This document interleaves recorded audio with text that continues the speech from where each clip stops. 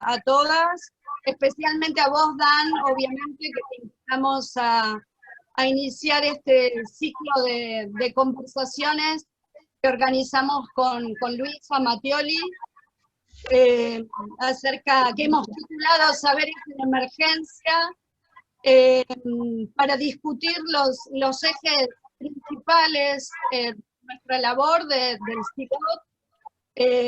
Para quienes no lo conocen, el CILOT es un centro interinstitucional muy reciente, de reciente creación, que hemos conformado distintas universidades y organismos, la Universidad Nacional de Avellaneda, a la cual yo pertenezco, soy profesora investigadora de allí, la Universidad Arturo Jauretche, la Universidad Nacional de Moreno, la UTN sede Avellaneda, el INTI, el CONICET, efectivamente, y FUTEP, que es la Fundación Tecnológica del Plata, que es quien nos está alojando gentilmente hoy en su sala de Zoom, y APLOD, que es la Asociación de Logística, de Empresarios de Logística, que se dedica más bien a temas de capacitación en logística, ¿no?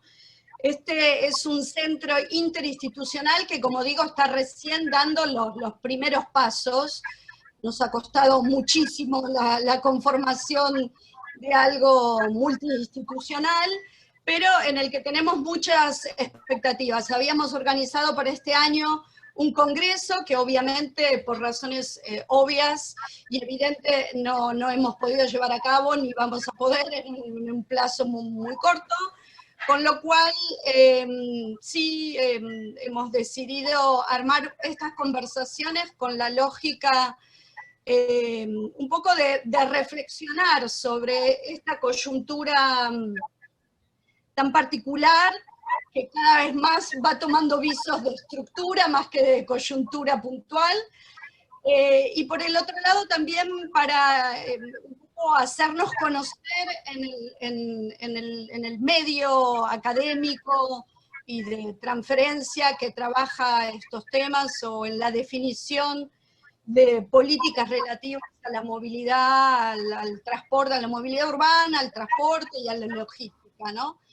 Entonces, si les parece bien, pasar un poco el video este de presentación del centro, del CILOT, y después la idea es que Luisa Mattioli, que es la investigadora CONICET que tenemos con sede en el CILOT, lo pueda presentar a Dan, y hacer una conversación, una presentación de Dan, por supuesto, de lo que él haya preparado, pero después, si se puede, una charla bastante relajada e informal sobre los temas que nos interesan. CILOT, Centro Interinstitucional en Movilidad Urbana, Logística y Transporte en el área metropolitana sur y oeste de la provincia de Buenos Aires. Consorcio público-privado que trabaja para generar conocimientos y herramientas de intervención sobre las problemáticas de movilidad. Este centro está conformado por 4 universidades nacionales: la Universidad Nacional de Avellaneda, la Universidad Nacional de Moreno, la Universidad Nacional Arturo Jauretche y la Universidad Tecnológica Nacional, Facultad Regional Avellaneda.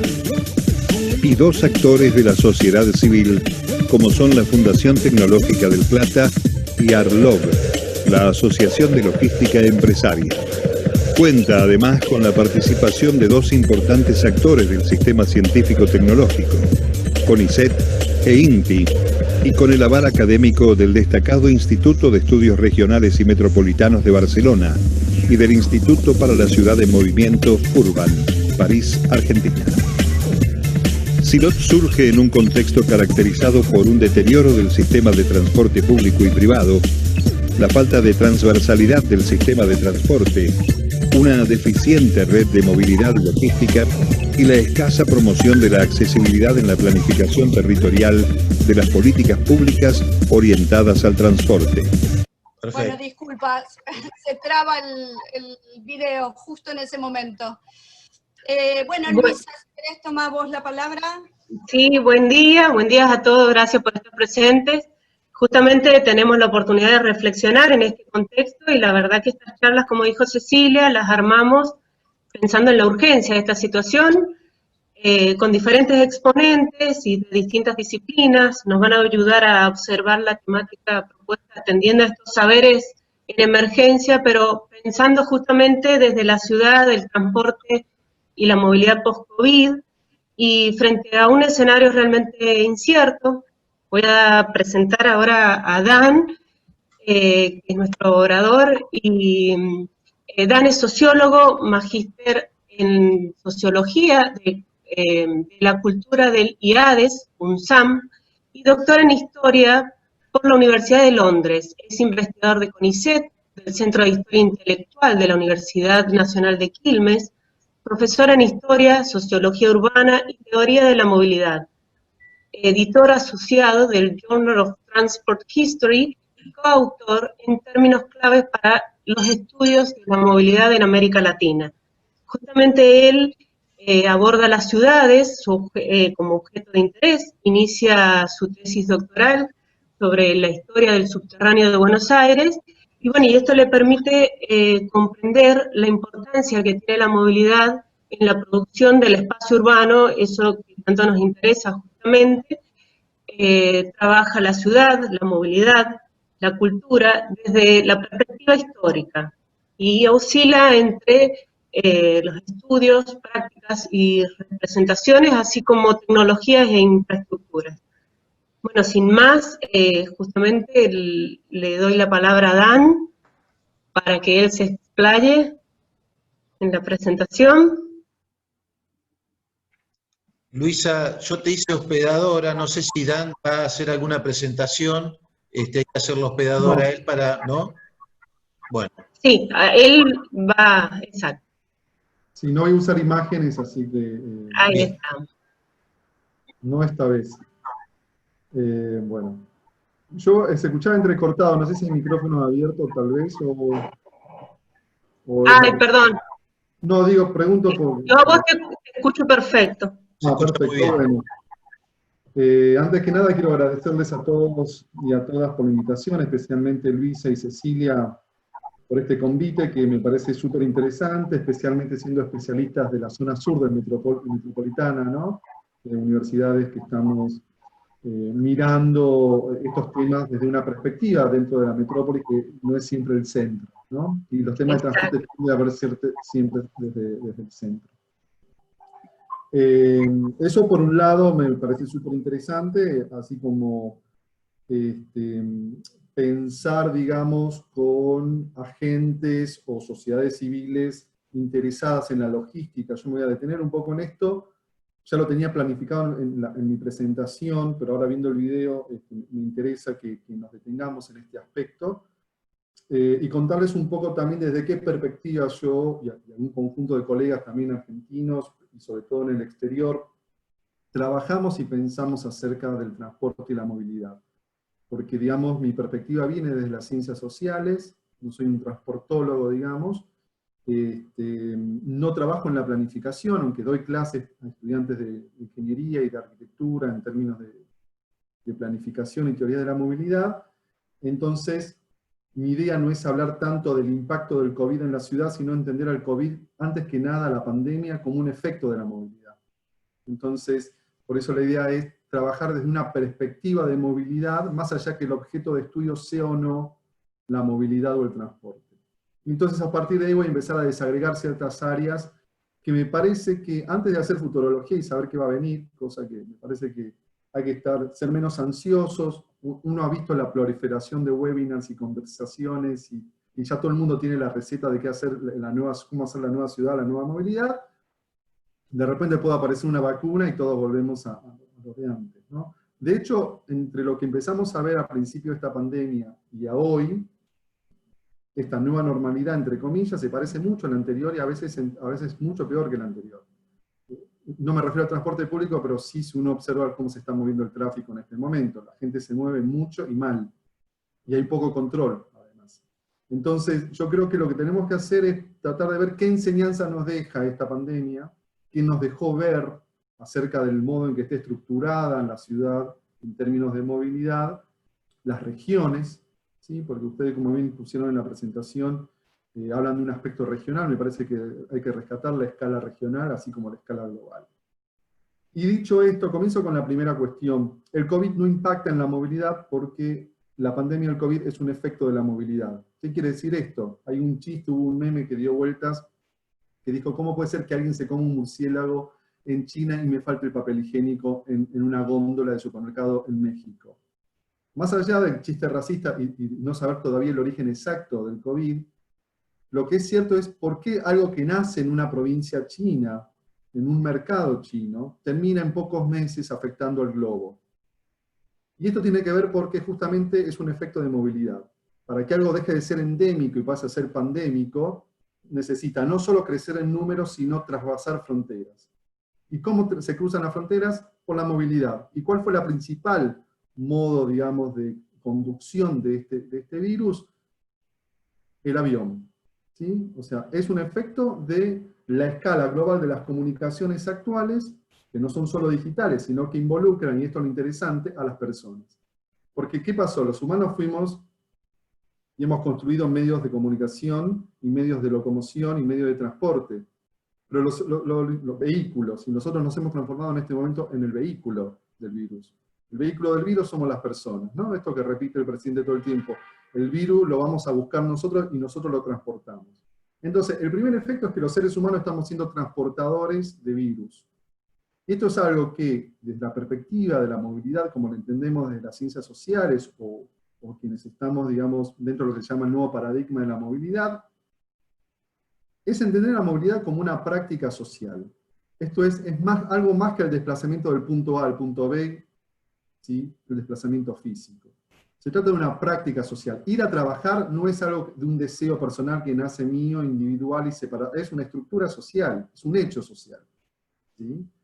Y además, evidentemente, es una práctica social mediada por el espacio, por tecnologías, ¿sí? Materiales, mediadas por relaciones de poder. No, por eso hay diferencias entre cómo se mueve un varón y cómo se mueve una mujer. No experimentamos de la misma manera el espacio público, ni accedemos de la misma manera al uso del tiempo y al uso del espacio.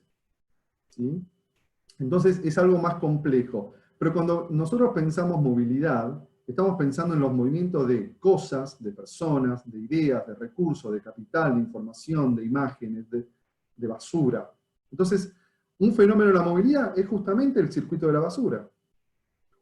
Un fenómeno de movilidad es la logística, lo que llamamos logística. Un fenómeno de movilidad es la movilidad de pasajeros urbanos. Una movilidad es la aeromovilidad, la automovilidad. Son diferentes las migraciones, el turismo. Todo esto son fenómenos de movilidad. Y por supuesto, entre esos fenómenos está la movilidad de los virus y las bacterias. Cualquiera sabe que cuando viaja por nuestro propio país, nos detienen en la frontera, hay fronteras sanitarias, ¿sí? Fitosanitarias, que nos dicen a ver qué fruta está llevando, qué verdura. Cuando uno va a Chile, lo primero que te preguntan es, ¿por qué? Porque están controlando que no pasen bacterias, que no pasen bichos, que trasladamos no solo las frutas y verduras o los alimentos, sino nosotros mismos podemos ser esos transportadores de virus. Y esto es interesante porque hay dos entradas, enfermedad y virus, en el handbook o en el diccionario de movilidades que se publicó hace varios años, en 2011, en la editorial Routledge, que justamente ya hablaba de los virus. ¿Y qué tienen estos virus? Que son fenómenos globales, pero las respuestas son locales. Es decir que, y al ser locales son diferenciales. Y nosotros lo estamos viendo, no todos los países tomaron las mismas medidas sanitarias. Algunos entendieron que el virus tenía que correr, otros entendieron que había que hacer cuarentena, ¿no? Uno ve Brasil, uno ve Estados Unidos, uno ve Europa, uno ve el resto de países de Latinoamérica. Frente a un fenómeno global, las respuestas locales fueron diferentes. Pero también los sistemas sanitarios son diferentes. Entonces, este fenómeno global impacta de manera simétrica en los países. Afecta mucho más a los países pobres que a los países ricos, aunque los países ricos se vieron desbordados por la velocidad. ¿Por qué? Porque era la velocidad de los contactos. ¿Por qué Italia y por qué España? ¿Por qué Milán? Porque se da justamente un gran fenómeno de aglomeración de muchas personas de muchas partes del mundo en un momento que era la Conferencia Mundial de Moda. ¿Sí? ¿Por qué? Porque en el norte de Italia se están dando el turismo de invierno. ¿Sí? ¿Por qué España? Porque no muchos creemos que vinieron de España, pero lo que pasa es que España es la escala del avión de muchos viajes europeos que vienen a Sudamérica. ¿Y cuál fue la primera respuesta? Una respuesta de inmovilidad, cerrar las fronteras. Y luego una segunda respuesta de inmovilidad, quédate en casa. Y fíjense lo interesante, porque esto es lo que nosotros desde la historia cultural miramos. La movilidad está fuertemente connotada como algo positivo. ¿Sí? La circulación es buena, la congestión es mala. ¿Sí? Moverse es bueno, siempre es bueno. Moverse es bueno por una cuestión física de salud, porque el movimiento es progreso, la marcha del progreso, y porque significa libertad. ¿Qué reclaman los anticuarentenas? Que le están coartando la libertad. Pero ¿qué pasó en un primer momento con el significado de la cuarentena? Que la inmovilidad, eso que para los estudiosos de la movilidad siempre es malo, porque perdés capital social, capital espacial, etcétera, etcétera, inmovilidad se había transformado en salud. Lo que nos mostró la pandemia es que en realidad los significados de la movilidad o de la inmovilidad son contextuales y situados, históricamente, territorialmente, etcétera. ¿Sí? Yo puedo ganar mucho capital económico, social y cultural estando quieto en mi casa, trabajando por internet, pero otras personas, si no salen de sus casas, se mueren de hambre. No tienen sus ingresos. Esto es lo que nos puso también en evidencia la cuarentena. ¿Sí? La decisión de México, más del 50% de su economía es informal. Si les impedía moverse, les impedía vivir. Y esto lo tenemos y lo sabemos muy claro. La mayoría de la gente que se mueve en zona sur, al centro de la ciudad de Buenos Aires, o a la zona norte, son empleadas domésticas. ¿Sí? Y ellas se vieron totalmente inhabilitadas para seguir trabajando. Y sabemos que si no trabajan, al igual que muchos otros trabajadores, no ganan el dinero diario. Es decir que la inmovilidad para ellos sí es negativa, mientras la inmovilidad para las clases medias y las clases altas, que podíamos seguir reproduciendo nuestra vida a través del teletrabajo, era salud. Entonces también eso tiene que ver con cómo se sitúa, cuando yo digo que la inmovilidad está atravesada por las relaciones de clase, de poder, de género, de raza, etc. La pandemia nos pone ahí que no toda la movilidad es buena, ni toda la inmovilidad es mala, y lo contrario, ¿no? Entonces, esta reacción o esta restricción de movilidad es porque realmente lo que se estaba lidiando y lo que sigue lidiando hasta el día de hoy es si nos movemos o cuánto nos movemos y por dónde y cómo nos movemos. Entonces acá hubo dos efectos. Antes de entrar al de la logística, quiero quedar con uno que es muy interesante, que es el del transporte masivo. Porque el problema de circulación acá era doble. Por un lado es que las personas circulen y al circular entren en contacto con otras personas, entonces por lo tanto difunden el virus. ¿Sí? El caso Jujuy es típico. La provincia que había estado durante mucho tiempo sin casos, cuando aparecen los casos, las historias epidemiológicas lo que te tiran es, se movieron, cruzaron la frontera, vinieron a Buenos Aires, se fueron a Bolivia y empezó a circular el virus. Uno de los primeros efectos de la cuarentena era reducir la circulación, evitar los contactos. ¿Sí? Con esto se abrió algo muy interesante para pensar, que fue, por un lado, la importancia de la proximidad, la posibilidad de que hagamos nuestras compras y llevamos nuestra vida cotidiana en nuestras proximidades. Nuevamente, las desigualdades socioterritoriales se pusieron de evidencia porque no todas las proximidades son iguales. No es lo mismo yo que vivo en Almagro, bajo y tengo el Pharmacity, tengo kioscos, tengo un montón de comercios, y en 4 cuadras puedo sobrevivir, a que vivas incluso ya en la periferia de la propia ciudad de Buenos Aires.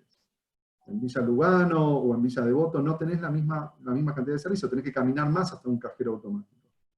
Y esto mucho más si nos vamos a la periferia, ¿no? Al conurbano. Tenés que moverte más para conseguir esas cosas. Entonces, la proximidad también ahí es relativa. Por otro lado, bueno, esto quedó muy en evidencia, fueron las desigualdades sociohabitacionales. ¿No? El quédate en casa, pero otros se tienen que quedar en un barrio. Porque el barrio era el espacio de reproducción, y porque la casa no era un espacio apto, ¿sí? para habitar. Ahora bien, ahí se dio una cosa muy interesante para mí, que fue, y lo que nos llevó a un grupo de colegas, Maximiliano Velázquez, Verónica Pérez y Candela Hernández, a hacer una encuesta online en abril sobre transporte público. Porque fue sobre el transporte público donde apareció el segundo problema. Ya no era el movimiento solamente, sino además por dónde y cómo te movías. Entonces apareció como una hipótesis fuerte que en un espacio confinado, como el espacio público, un colectivo, un tren, un subte, con mucha gente, era digamos, un vector de contagio importantísimo, ¿no? Y eso se trató de evitar, reducir el número de usuarios del transporte público, pero inmediatamente se dijo y se propuso algo así como el transporte público es negativo, o sea, se negativizó, se estigmatizó el transporte público. No se lo tomen. Hagan como sea, vayan en bicicleta, a pie, en auto, en moto, arréglenselas como puedas. Y me parece que eso fue una pésima política de transporte. Una pésima política de transporte, porque en primer lugar ponía en jaque todo lo que se venía discutiendo en términos de transporte de movilidad sustentable, que era ciudades compactas, densas, con infraestructuras de proximidad, pero sobre todo transporte público para reducir el transporte automotor. Entonces esto puso en jaque o abrió dos cuestiones, que fue por un lado, qué bueno, porque la movilidad activa pasó a ser, ¿no? Moverse a pie y en bicicleta pasó a ser una política de Estado, me refiero a Estado nacional, que antes no había adquirido ese volumen, pero por otro lado también el automotor. Y se ponía en jaque o se reducía el transporte público. Entonces creo que ahí la política o el paradigma de la sustentabilidad quedó en jaque. Había una parte positiva y una parte negativa. Y eso nosotros lo comprobamos en la encuesta que hicimos en el AMBA sobre 1.200 personas, una encuesta online, sobre las preferencias de modos post-pandemia. Y nos dio que un 27% elegía el transporte público, un mayor porcentaje, casi un 30%, moverse a pie o en bicicleta, y un 24% en auto. Esto fue alentador, porque nos decía, o nos daba la clave de que no se escapaba un boom del automotor. No es que todo el mundo corría al auto privado como un símbolo de seguridad. Y ni tampoco evitaba el transporte público. Pero ahí no se nos abre la pregunta, ¿esto es una preferencia o es una condición? No te queda otra que el transporte público. No me puedo pensar por fuera del transporte público. ¿Sí? Y eso es una cuestión para seguir indagando. Hay mucha gente que no puede optar por otra cuestión que no sea por el transporte público. Entonces ahí empezó la cuestión, ¿a quién le dejamos el transporte público? A los trabajadores esenciales. ¿Pero de dónde vienen esos trabajadores esenciales? Porque esa es la otra cuestión. Había mucha gente que no cumplía esa condición de trabajador esencial, especialmente cuando la cuarentena se empieza a abrir y empiezan a abrir los comercios en capital. La mayoría de la gente que trabaja en esos comercios viene de provincia. Entonces se armaba un problema jurisdiccional. Por un lado uno no quería que circule el virus entre capital y provincia, ¿sí? Y por otro lado no tenían esos permisos para trabajar. De todos modos se subían a esos transportes, porque no les quedaba otra. Y ahí me parece que lo que hizo el virus es evidenciar algo que nosotros ya venimos estudiando hace mucho tiempo, que es la escala metropolitana. La falta de un ente metropolitano, la falta de pensar más allá de las jurisdicciones, y lo difícil que resulta hasta el día de hoy que se tengan que juntar los tres líderes políticos, nación, provincia y ciudad, para coordinar una región metropolitana. Nos muestra los límites que tenemos y arrastramos hace más de 100 años con respecto al área metropolitana. Porque así como las personas circulan, el agua también circula, no respeta jurisdicciones, una inundación, un arroyo o una cuenca, ¿sí? No lo respeta, digamos, tampoco las personas, porque las personas es una economía regional. ¿Sí? Está, digamos, organizada el acceso a la salud. El 50% de las personas en los hospitales públicos de Buenos Aires son de provincia. Esto yo lo he estudiado porque trabajaba antes justamente en temas de salud y exclusivamente en Avellaneda, con políticas de reducción de daño, y muchos tienen que atender a la salud. ¿Sí? Hola. Entonces, me parece Hola. que ahí lo importante, Sí. me Sí. parece que ahí entró alguien.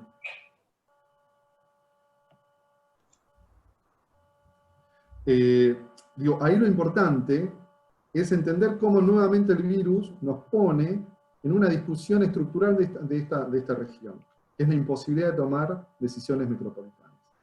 Y una y otra vez los líderes políticos de cada una de estas jurisdicciones reconocen que la metrópolis es una sola. No obstante, se siguen tomando decisiones descoordinadas, o cuesta coordinarlas mucho, ¿no? Tardaron mucho en ponerse de acuerdo, incluso en cómo leen los datos de la pandemia. ¿Sí? Uno lee el R, el otro lee la cantidad de camas, entonces hay una descoordinación fuerte y me parece que sigue siendo interesante cómo la región tensiona a la política. La región tensiona a la política. Entonces, nosotros lo que pensamos a partir de esta restricción del transporte masivo fue, en primer lugar, no teníamos los datos epidemiológicos para saber cuántos contagios se producen con un uso cuidadoso del transporte. O sea, con la cantidad de pasajeros que hoy viajan y con tapabocas, ¿cuántos contagios se producen ahí? No lo sabemos. Y me parece que esto es un problema que siempre tenemos tanto en la logística como en el transporte de pasajeros, la falta de información. ¿Sí? Esto es algo que cuando se armó la red universitaria de transporte allá por 2011, la idea de, y bueno, UTN tiene su propio observatorio muchas veces de transporte, es que no tenemos sistematizado y nos cuesta mucho acceder a la información.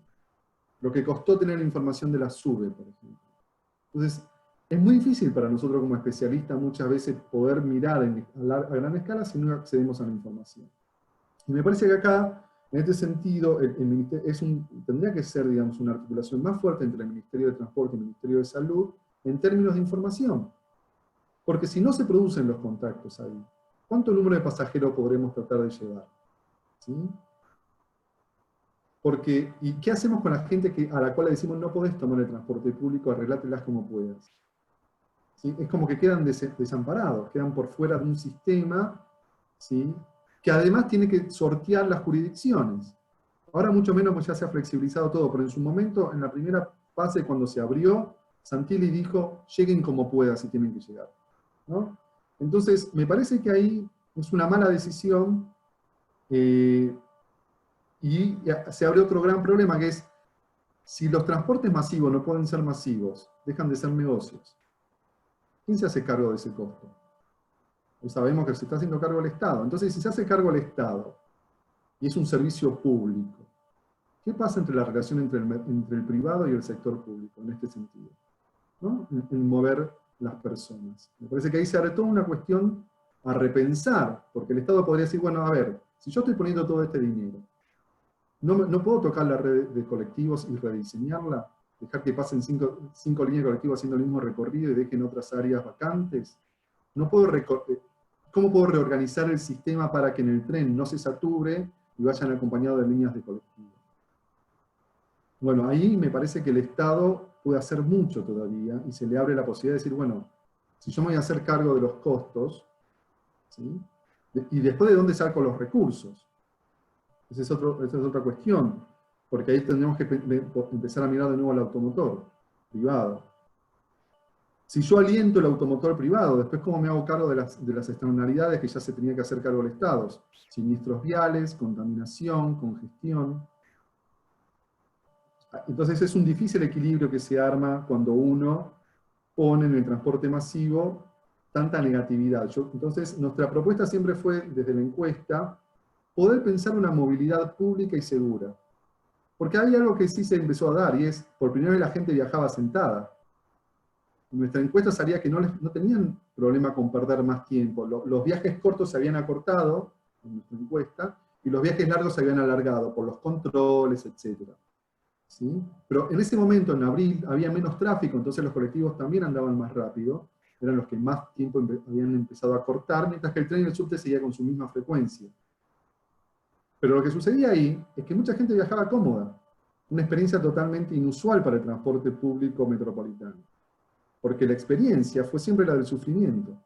Esto ustedes vean los trabajos de Verónica Pérez, de Daniela Soldano, para no hablar siempre de la tragedia de Once, digo, hubo muchas formas cotidianas en el subte de Buenos Aires, en los colectivos y en los trenes, de viajar mal. Entonces, esto nos abre una puerta cuando hablamos de prácticas de cuidado para no contagiarnos, hablar de cuidado en vez de seguridad. ¿Sí? Cuidemos a los pasajeros, a la gente que se mueve en el área metropolitana, ofrezcamos buenos servicios. Me parece que es un término clave que deberíamos comenzar a pensar y a organizar la nueva movilidad a partir del cuidado, ya no solo de la eficiencia. Porque por ahí las personas prefieren tardar 15 minutos más pero viajar bien. ¿Sí? Entonces esto cambia la lógica del transporte que cree que el tiempo de viaje es un tiempo muerto que solo hay que reducirlo. Que viajen como pueda pero que viajen rápido. No, yo quiero que viajen bien, seguros y con confort. ¿Sí? Porque la escala metropolitana es gigante. Buenos Aires es una de las grandes ciudades del mundo, nunca hay que olvidar eso. Es una de las grandes metrópolis del mundo, con 12 millones de personas, en una región amplia. Entonces, querer hacer 30, 40 kilómetros en 15 minutos, a costa de viajar mal, me parece que es un problema, que no es solo la velocidad y el tiempo, es mucho más la frecuencia y saber que el tren va a pasar. Yo cuando voy a Quilmes y vuelvo de noche a mi casa, no saber que el letrero que me dice que faltan 15 minutos no son 15, desorganiza mi planificación del viaje. ¿Sí? Yo necesito saber a qué hora pasa el tren, porque eso organiza, yo ya me organizo a partir de esa información. Y entonces muchas veces no es la rapidez, sino la organización espacio-temporal de la movilidad. Y el otro concepto que nosotros, digamos, nos parecía importante es el de movilidad activa. Creo que ahí, y esto ha pasado en muchas ciudades de Argentina y también en latinoamericanas, aparecen a partir de nuevas ciclovías, algunas temporales, otras permanentes. Buenos Aires por primera vez, después que a los movimientos ciclistas se le dijo no pueden andar por avenida porque es peligroso, se están construyendo sobre avenida Córdoba y Corrientes ciclovías. Es decir, que la pandemia lo que puso es, mucha gente empezó a optar por la bicicleta, hay un boom de ventas de bicicletas y de nuevos usuarios, y es posible que esa práctica llegue para quedarse, o sea que ya había hecho un boom, pero esto es una segunda oleada, y que está bueno que suceda en la capital. Porque en la medida en que los viajes de cercanía se puedan hacer en bicicleta, se deja espacio para los que hacen viajes más largos en transporte público. Ahora, para que suceda esto, es necesario decirlo, es decir, nombrarlo. El problema que yo vi acá es que cuando se restringe el uso del transporte público y se dice, bueno, muévanse por el privado, ¿sí?, se desconecta o se saca del lugar, de alguna manera, la relación que tiene el moverse con una política general de transporte. Es decir, movete porque es seguro para no contagiarte. No, movete porque en caso de manejarte a pie, hacer viajes de proximidad o usar la bicicleta, es bueno porque es sustentable, porque es más eficiente, porque, digamos, volver a reconectar ese modo de moverse con una política general. Y para los que usan el automóvil, me parece que ahí hay una caja negra, como decimos a veces, de que hay que desarmarlo. Digamos, que hay que decir qué tipo de uso de automóvil. Hay que racionalizar el uso del auto. Si hay gente que viene de los barrios privados a trabajar al centro, ¿sí?, o tienen que venir, y hay 3 o 4 vecinos que también viven en esa misma zona, que vengan en un auto. Penalizar el uso individual del automóvil y fomentar el uso colectivo del automóvil. Porque no es el auto, porque si uno dice el auto así queda como algo inentendible, es los usos sociales del automóvil. ¿Sí? Yo no estoy en contra de que haya remises, autos de alquiler o taxis, porque somos muchas personas que sin ser propietarios o sin tener que mover nuestros autos, nos movemos con los autos disponibles de alquiler.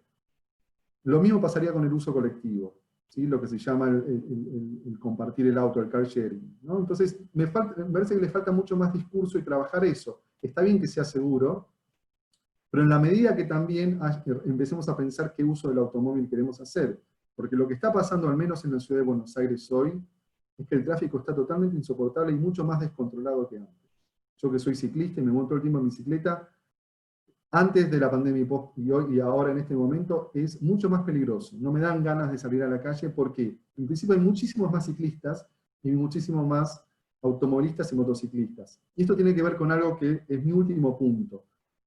Para que vos te quedes en casa, alguien se tenía que mover. Esto me parece que es algo que lo que pone de sobre relieve es algo que yo estudio particularmente, que es cómo la circulación es, el rol que tiene la circulación, el movimiento, la movilidad en la producción de lo urbano. ¿Qué quiero decir con esto? Que si uno mira no solo la movilidad de personas, sino cómo se mueve la basura, el ciclo de la basura, ¿no? Lo que consumimos, lo que consume una ciudad, no lo que entra a una ciudad, llegan alimentos desde afuera, llega la energía desde muy lejos, llegan los productos desde varios países y varias regiones, se consume acá y luego la desechamos.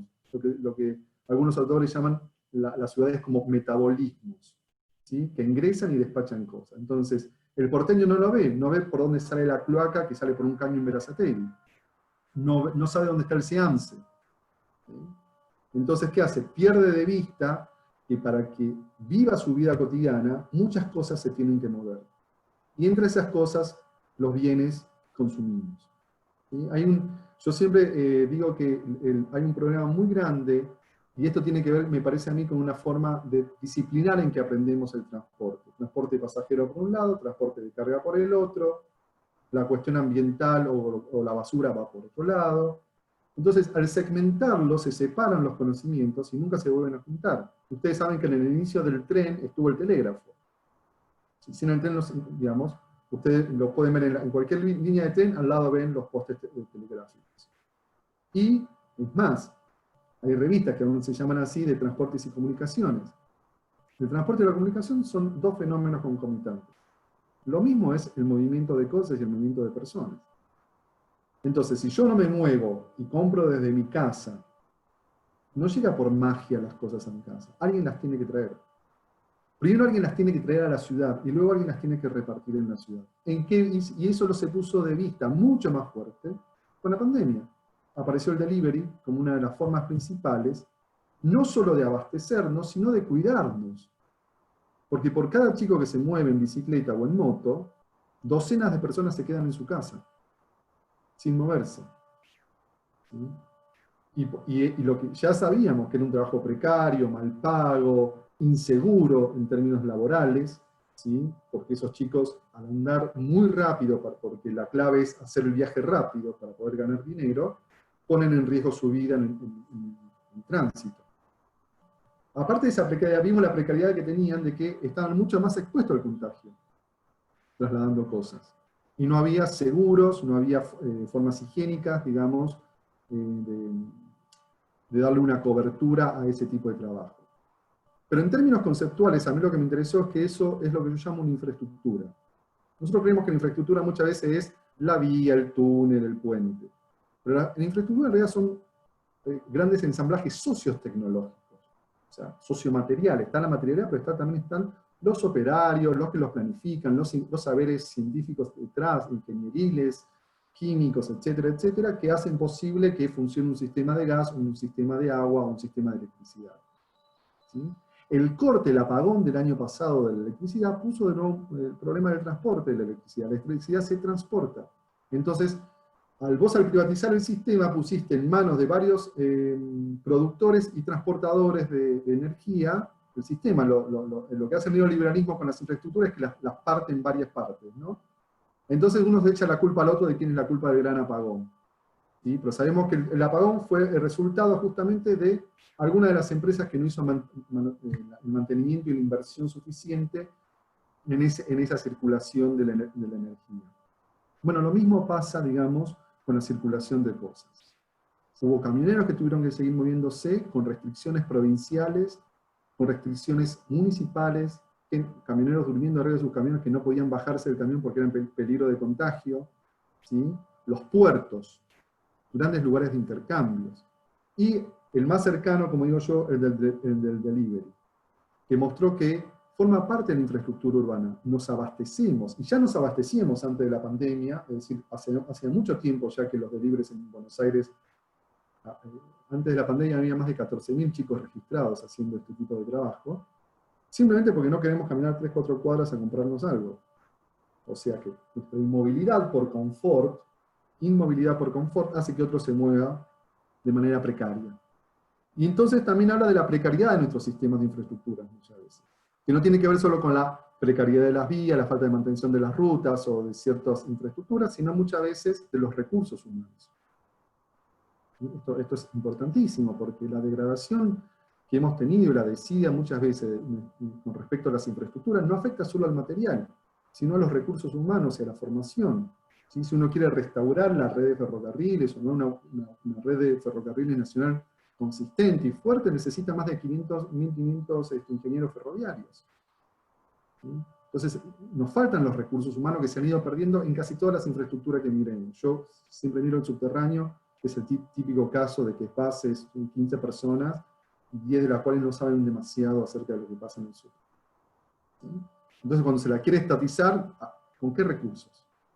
¿Quiénes son los recursos humanos con los que se van a hacer cargo no solo de planificar, sino de la parte operativa? ¿Sí? Entonces me parece que lo interesante de la pandemia es que nos hizo pensar cómo funciona lo urbano. y que el urbano funciona por circulación, que no es un montón de casas, un montón de edificios y parques y calles, sino que está hecho de circulación de energía, circulación de gas, circulación de recursos, circulación de basura, ¿sí? Los trabajos, hay gente que siguió levantando la basura durante la pandemia, durante la cuarentena, mientras nos quedábamos en casa. Entonces, me parece que pensar todo esto en conjunto, volver a juntar movimiento de pasajeros, movimiento de personas, nos hace pensar en la logística en un término mucho más interesante, porque dice, bueno, mirá, un grupo de personas en bicicleta con una aplicación conforman una infraestructura, hacen de soporte de la cuarentena, junto con los trabajadores sanitarios de la seguridad.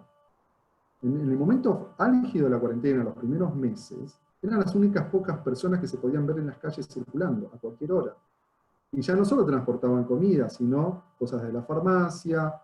¿Sí? El sistema, ¿ustedes creen que las mensajerías, todo el sistema administrativo, judicial, contable, a mí me llegan tesis?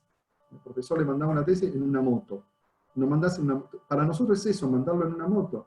Bueno, esas motos conforman un sistema, una infraestructura que hacen de soporte, ¿sí?, de la actividad contable, administrativa, comercial, etcétera, de nuestras ciudades. Entonces me parece que ahí aparecen cosas bien interesantes, digamos, que el COVID lo que hace es funcionar algo así como un revelador de cosas que por ahí ya sabíamos, ¿sí?, pero que nos hizo ver de una manera mucho más fuerte. La típica fue que al no movernos, los cielos se vieron más claros, ¿sí?, las aguas se pusieron más limpias, el registro de carbono, de emisión de carbono disminuyó notablemente, vimos los efectos negativos de movernos.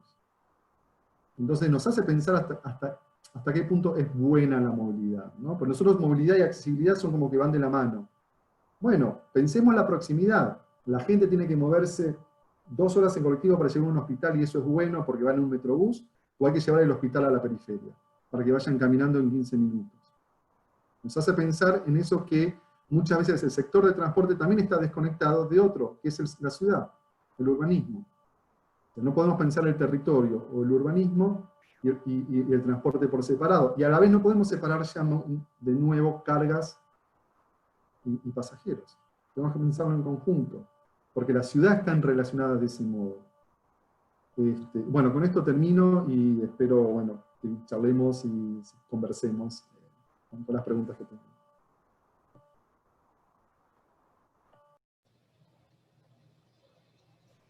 Luisa. Sí, ahí está. Ay, no, primero que nada, excelente la presentación. La verdad que sí nos abre un panorama para seguir pensando. Y bueno, justamente pensábamos, yo la verdad que han quedado totalmente claros los conceptos, es más o menos lo que justamente coincidimos, y que justamente esto que dijiste al último, el tema de la proximidad, de no separar las cosas, y pensar en estas microrelaciones que se dan en contextos diversos, porque lo que es el AMBA o la región metropolitana tiene multiplicidad de realidades, bueno, y hay que tenerlas en cuenta. O sea, cómo pensar esto que desde lo global se reproduce de diversas formas en lo local. O sea, la localidad va a tener que reproducirse de alguna manera. Y bueno, creo que Dan lo ha expresado totalmente claro. No sé si Cecilia... Una pregunta, Dan, también me gustó mucho la presentación. A ver, entiendo lo que planteás en relación a la descoordinación a nivel de región, del AMBA, de lo que cuesta políticamente dar entidad a la región, pero ¿no pensás, sin embargo, que, o por lo pronto eso es lo que, el análisis que yo hago, me parece que un efecto positivo ha sido que otra vez la cuestión metropolitana logra entrar a la fuerza o no en agenda, ¿no? Otra vez estamos pensando qué es el AMBA, otra vez nos preguntamos acerca del AMBA, otra vez vemos todas las deficiencias a nivel de articulación, de desarticulación de políticas en la región. Y al mismo tiempo también creo que ha habido un esfuerzo de sentarse a coordinar, ¿no? Sabiendo lo que cuesta eso para la historia política de nuestro país. ¿No pensás que ha habido un esfuerzo y que ese esfuerzo es válido? Bueno, y simplemente eso, comentar un poquito esto que yo afirmo o yo creo. Efectivamente, Cecilia, yo creo que habría que verlo en el tiempo. Perdón, esta cuestión más historiadora, ¿no? Pero creo que al principio sí. Al principio se entendió que era una unidad. Y me parece que, bueno, ahí tiene que ver más con la política. Porque me parece que el jefe de gobierno había entendido esto, estaba dispuesto a continuar esto, y me parece que las propias tensiones internas, de mayor apertura, que él sabe, pasamos de 1000 a 1500 casos en la ciudad de Buenos Aires antes de ayer, lo llevan mucho a otro tipo de política, ¿sí? A otro tipo vamos a decir, de desenganche de esa primera coordinación fuerte que hubo en un principio. Pero a ver, hubo problemas adentro del propio gobierno nacional con el gobierno de provincia. Seguridad, entre Bernie y la ministra. Esto, ruidos y cortocircuitos que ya, en serio, terminan siendo personalistas, ya ni siquiera de la gran política.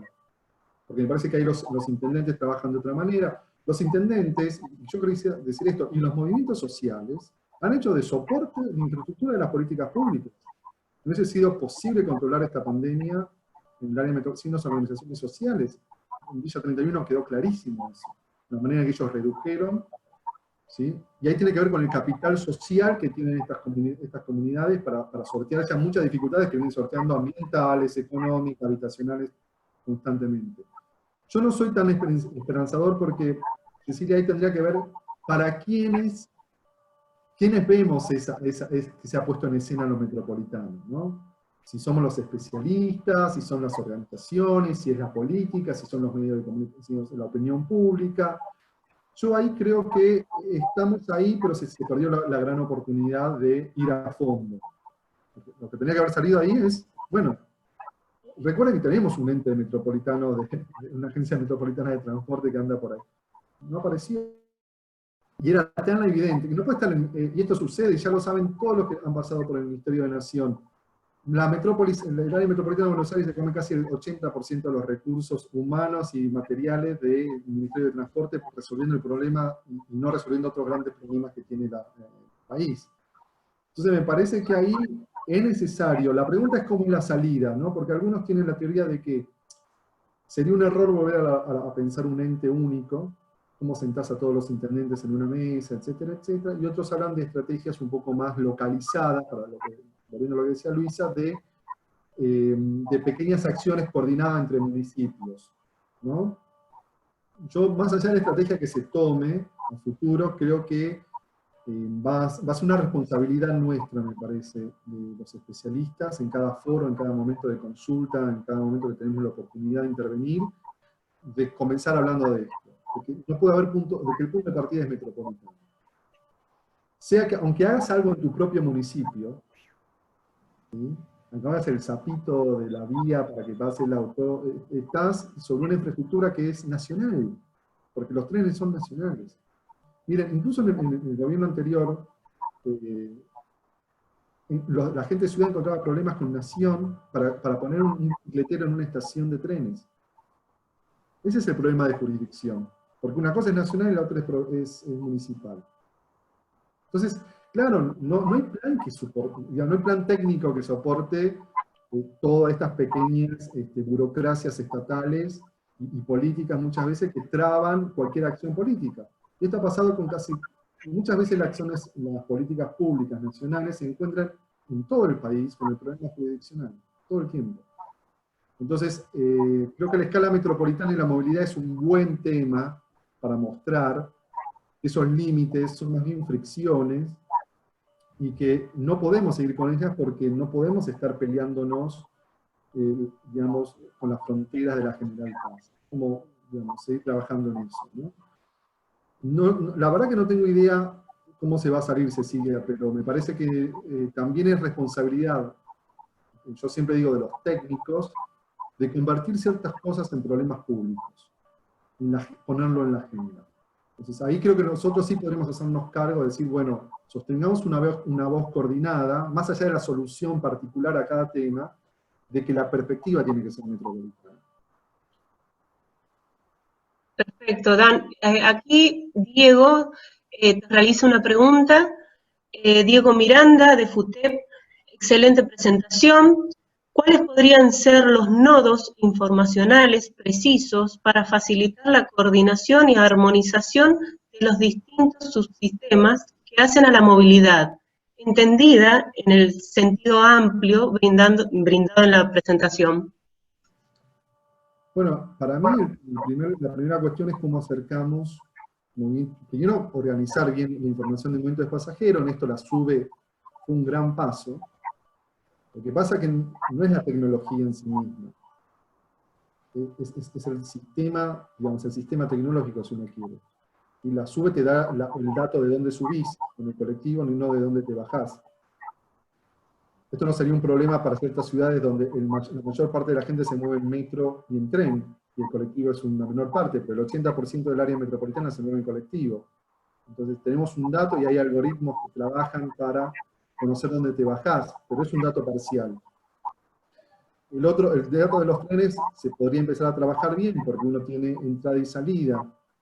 Ahora bien, resulta que el control de las entradas y salidas en todas las estaciones periféricas de la red metropolitana son escasas. Uno sabe muy bien que ahora con el permiso del COVID, incluso en ciertas estaciones no hay absoluto control. Entonces, también tenemos un problema para producir la información. Entonces ya no depende de la tecnología, sino de qué información le vamos a meter a estas tecnologías, ¿no? A ese Big Data, digamos. Por eso, el que más ha dado información hasta el momento ha sido Google a través de los celulares. ¿Sí? Esa es otra forma de obtener información. Yo creo que organizar un poco la movilidad de pasajeros, pero también la movilidad de los automóviles, ¿sí? Y además, como dije antes, la movilidad de carga, entender los diferentes subsistemas que están moviéndose, la basura, ¿sí? Cómo se mueve la electricidad, se mueve el agua, nos daría una idea de todas las redes infraestructurales que necesitan movimiento y coordinación, porque además, al lado de un túnel de subterráneo van las cloacas. Dentro de los túneles subterráneos va la fibra óptica. ¿Sí? En este sentido es cómo armamos un mapa complejo de las infraestructuras, de movilidades de la ciudad, para entender, por ejemplo, no sé si ustedes saben, pero cuando aparece el teléfono en la ciudad de Buenos Aires, incluso para Obra Sanitaria de la Nación, su mapa de cómo son las grillas eléctricas, las grillas telefónicas o la grilla del agua, no respetaba las jurisdicciones. ¿Sí? Por ahí es una región eléctrica, una región telefónica, puede cruzar 2 o 3 regiones políticamente diferentes.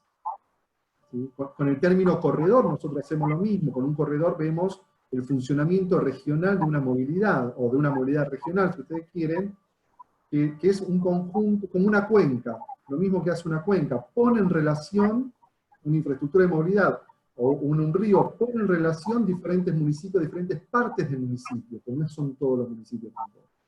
Entonces yo creo que ahí, y esto lo trabajo mucho, sobre todo con los que son arquitectos, es que tiene una mirada muy morfológica del espacio. Entonces te ponen el mapa y te dibujan que dentro de ese mapa se dan movilidades del punto A al punto B. Y no. Si vos mirás desde la infraestructura, la electricidad viene del Chocón, la comida viene de diferentes lugares, de afuera del país y dentro del país. Armás otra red, otro mapa. Entonces las regiones se te dibujan en el territorio de otra manera, si uno mira desde la movilidad.